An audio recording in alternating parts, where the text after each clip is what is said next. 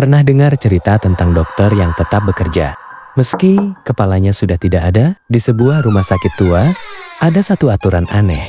Jika kamu melihat seseorang memakai jas dokter, berjalan jangan panggil tanpa dia, suara, karena kalau dia berhenti, berarti dia sadar. Kamu masih punya kepala. Di pinggiran Surabaya, berdiri sebuah bangunan rumah sakit lama yang sebagian sudah tidak digunakan. Catnya mengelupas, lorongnya panjang, dan beberapa ruangannya dikunci permanen.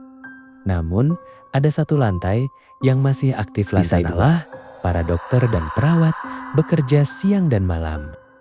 Tapi, semua staf lama tahu satu hal. Jangan pernah lewat lorong belakang sendirian.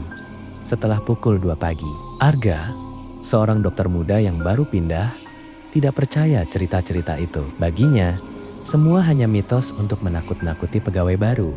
Sampai suatu malam, ia mendapat giliran jaga sendirian. Pukul jam 2:17 dini hari. Rumah sakit sunyi, hanya suara monitor pasien dan langkah kaki sesekali. Arga sedang mengisi laporan ketika ia mendengar sesuatu. Tok, langkah kaki di lorong belakang. Pelan, teratur, seperti seseorang berjalan santai.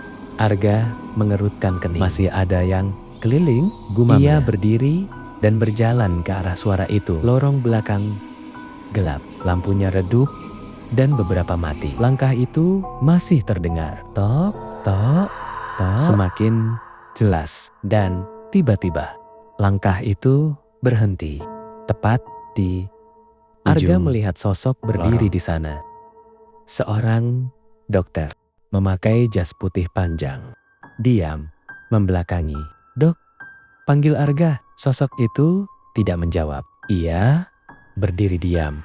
Aneh, Arga melangkah, mendekat. Semakin dekat. Ada sesuatu yang terasa tidak beres. Tubuh dokter itu terlalu kaku dan terlalu sepi. Tak ada suara napas, tak ada gerakan kecil. Saat jarak tinggal beberapa meter, Arga membeku karena ia sadar dokter itu tidak punya lehernya. Kepala terpotong rata, gelap, kosong, tidak ada darah, hanya bayangan hitam pekat di bagian leher. Jas putihnya tetap bersih, seolah itu hal yang normal. Arga mundur perlahan, tubuhnya gemetar. Namun saat ia bergerak, sosok itu ikut bergerak, perlahan berbalik tanpa kepala. Namun tubuhnya kini menghadap Arga.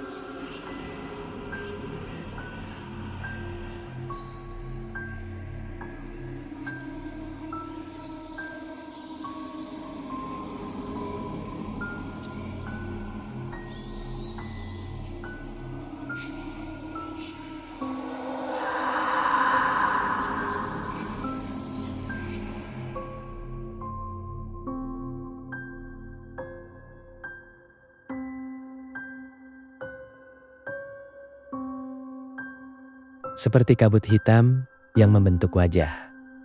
Wajah tanpa kulit, mata kosong, mulut terbuka lebar. Seolah mencoba membentuk kepala baru. Arga berteriak dan berlari lebih cepat. Ia masuk ke ruang perawat dan menutup pintu keras. Hening, langkah itu berhenti. Beberapa detik berlalu, sunyi. Terlalu sunyi. Pagi harinya, Arga menceritakan semuanya. Seorang perawat senior hanya menghela napas. Dulu ada dokter kepala di sini, katanya pelan. Dia meninggal dengan cara yang tidak wajar di ruang operasi. Sejak itu dia masih keliling, masih bekerja, masih mencari sesuatu yang hilang. Arga tidak pernah lagi berani melewati lorong belakang saat malam. Namun beberapa staf mengaku kadang mereka melihat sosok dokter berjalan diam di ujung lorong. Dan jika kamu cukup sial untuk melihatnya dari dekat, kamu akan sadar bagian lehernya kosong dan sesuatu di atasnya sedang mencoba melihatmu. Jadi jika suatu malam kamu berada di rumah sakit dan melihat dokter berdiri diam di lorong gelap, jangan panggil, jangan dekati. Dan yang paling penting, jangan biarkan dia tahu kamu masih punya kepala. Tamat.